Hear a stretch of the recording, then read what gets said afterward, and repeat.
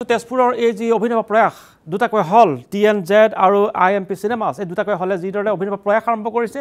এতিয়া সকলোৰে মনত এটাই হেপাহ যে কোনে কিদৰে নিজৰ ক্ষেত্ৰৰ পৰা জুবিন গাৰ্গৰ প্ৰতি শ্ৰদ্ধা জনাব পাৰে কোনে কিদৰে নিজৰ সামৰ্থ্যৰ পৰা কোনে কিদৰে নিজৰ ক্ষেত্ৰৰ পৰা কোনে কিদৰে নিজৰ কৰ্মৰ পৰা জুবিন গাৰ্গৰ প্ৰতি নিজৰ মৰম জনাব পাৰে নিজৰ প্ৰেম জনাব পাৰে জুবিন গাৰ্গক অমৰ কৰি ৰাখিব পাৰে সেয়ে কোনোবাই যদি গীত লিখিছে কোনোবাই কবিতা গাইছে কোনোবাই হয়তো জুবিন গাৰ্গৰ জুবিন ক্ষেত্ৰত গৈ তেওঁৰ সমাধিৰ শেষ তেওঁৰ শয়নত গৈ কোনোবাই এপলক ৰৈ আছে জুবিন গাৰ্গক স্মৰণ কৰিছে কোনোবাই গান শুনিছে কোনোবাই জুবিন গাৰ্গৰ পুৰণা ভিডিঅ' চাইছে ফেচবুক খুলি পুৰণা ভিডিঅ'বোৰ আৱিষ্কাৰ কৰিছে মুঠতে যিয়ে যেনেকৈ পাৰে জুবিনক লৈ ব্যস্ত হৈ আছে আৰু এই ব্যস্ততা কেতিয়া শেষ হ'ব এই জাতিৰ কেতিয়া শেষ হ'ব তাৰ কোনো ধৰণৰ ইংগিত নাই এটা জাতিয়ে এই জুবিন গাৰ্গক যিদৰে স্মৰণ কৰিছে জুবিন গাৰ্গক যিদৰে আৰাধনা কৰিছে এই আৰাধনাৰ কেতিয়া অন্ত পৰিব তাৰ কোনো ইংগিত নাই চলি থাকিব যেন অনন্তকাল তেজপুৰত শেষে এই ক্ষেত্ৰৰ পৰা চিনেমাৰ ক্ষেত্ৰৰ পৰা পুৱা 5 বজাত দৰ্শনী আৰম্ভ কৰিছে তাতো হাউচফুল হৈছে অৰ্থাৎ সকলো টিকট শেষ হৈছে দৰ্শকেও সেইদৰে চিনেমাখন চাই জুবিনৰ প্ৰতি কৃতজ্ঞতা জনাবলৈ আহিছে জুবিনৰ প্ৰতি সেৱা জনাবলৈ আহিছে চিনেমা হলৰ মাত্ৰ 1 ঘণ্টাৰ কাৰণে তেওঁলোকে বন্ধ কৰি 23 ঘণ্টা সময় চিনেমা হল চলাবলৈ তেওঁলোকে প্ৰয়াস আৰম্ভ কৰিছে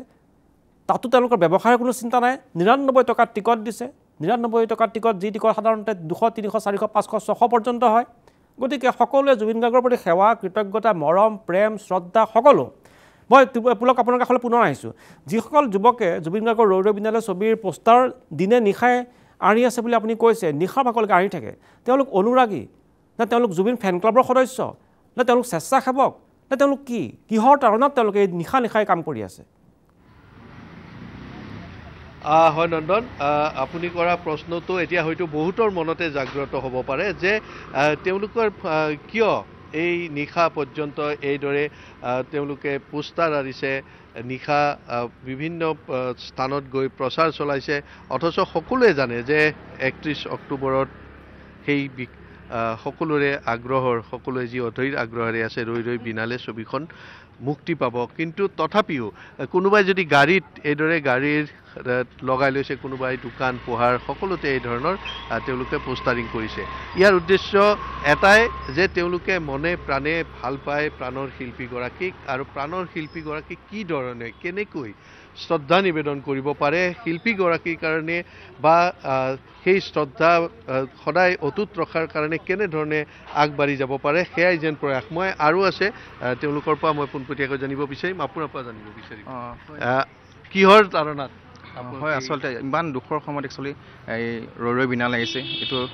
আমাৰ কাৰণে খুব দুখ আৰু এই দুখৰ সময়খিনি জুবিন গাৰ্গে আমাৰ মাজতো আহিছে এতিয়াও বৰ্তমান হলৰ মাজেদি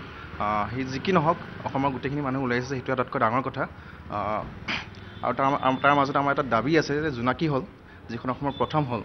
সেই হলখনৰ একেবাৰে জৰাজীৰ্ণ অৱস্থাত আছে সেইটো আমি চৰকাৰক দাবী কৰিছোঁ যাতে খুব শীঘ্ৰেই এই হলখন খোলাৰ ব্যৱস্থা কৰে সেইটো মানে আমাৰ মেইনলি ক'বলগীয়া কথাটো হ'ল সেইটোৱে হয় নিশ্চিতভাৱে যি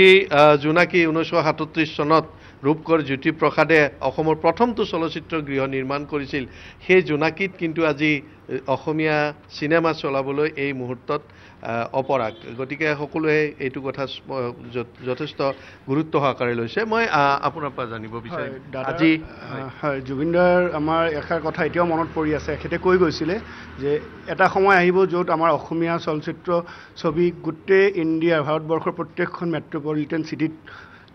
স্থায়ী ল'ব আৰু এতিয়া আজিৰ ডেটত ইতিহাস হ'ল কিন্তু দুৰ্ভাগ্যজনক দাদা আমাৰ লগত এইটো ইতিহাসলৈ উপভোগ কৰিব কিন্তু দাদাক আমাৰ লগত নাই সেইটোৱে আমাৰ চবতকৈ মানে বেদনা থাকি গ'ল আৰু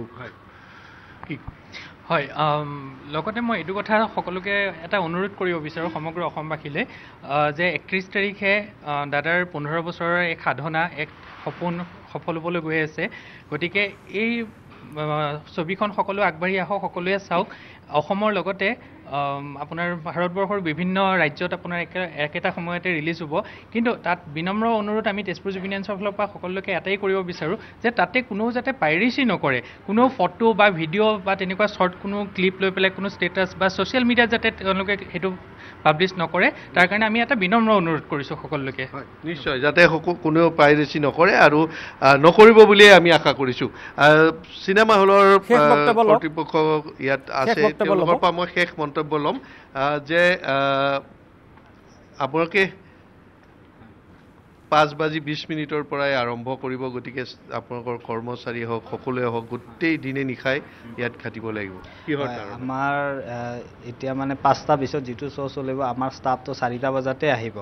আৰু 5 বজাত দিয়াৰ এটা অৰ্থ হ'ল যে জুবিনে আমাৰ কাৰণে বহুত কিবা কৰিলে আমি জুবিনৰ কাৰণে একো কৰিব নোৱাৰোঁ আমি ভাবিছোঁ যে 5টা বজাত যিটো এটা ৰেকৰ্ড হৈ থাকে এই ৰেকৰ্ডটো কেতিয়াও ভংগ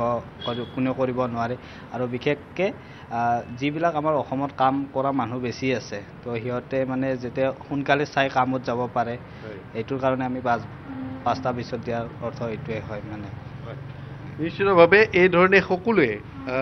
এটাই চিন্তা সকলোৱে এটাই ভাবিছে যে জুবিনদাৰ প্ৰতি প্ৰাণৰ শিল্পীগৰাকীৰ প্ৰতি কি ধৰণে শ্ৰদ্ধা নিবেদন কৰিব পাৰি পুলক অশেষ ধন্যবাদ জ্ঞাপন কৰিছোঁ এই প্ৰয়াসৰ কাৰণে তেওঁলোককো মই ধন্যবাদ জ্ঞাপন কৰিছোঁ আৰু এইদৰে জুবিন গাৰ্গক আমি আমাৰ কামেৰে জীয়াই ৰাখিব লাগিব আমাৰ সেৱাৰে জীয়াই ৰাখিব লাগিব আমাৰ যি জুবিন গাৰ্গৰ প্ৰতি আমাৰ যি প্ৰেম এই প্ৰেমেৰে আমি জীয়াই ৰাখিব লাগিব আৰু এই প্ৰেম সকলোৰে মনত আছে তাত কোনো সন্দেহ নাই সকলোৰে জুবিনৰ প্ৰতি মৰম আছে সকলোৰে প্ৰেম আছে কিন্তু কামৰ জৰিয়তে কিন্তু জুবিন ক্ষেত্ৰত গৈ একাংশই কৰা উদ্ভণ্ডালিৰ জৰিয়তে নহয় জুবিনৰ নামত একাংশই চান্দা তোলাৰ দৰে নহয় একাংশ দল সংগঠনে বীৰ লাচিত সেনা এতিয়া জুবিনৰ নামত চান্দা তুলিবলৈ আৰম্ভ কৰিছে গতিকে সেই ধৰণৰ উদ্ভণ্ডালি নহয় আৰু যিসকল ব্যৱসায়িক দম ভয় ভাবুকি দিবলৈ আৰম্ভ কৰিছে সেই ধৰণৰ কামেৰে নহয় জুবিনক আমি মৰমেৰে প্ৰেমেৰে আমাৰ